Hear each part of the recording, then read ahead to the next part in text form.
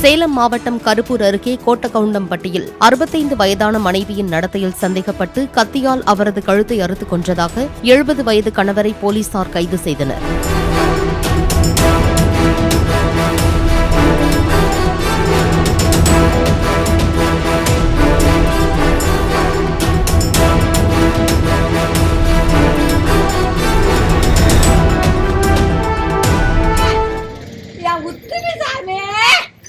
சாமியா தங்கத்தங்கல அவனை கண்டுபிடிச்சா அவன் உயிரே எடுங்க சாமி.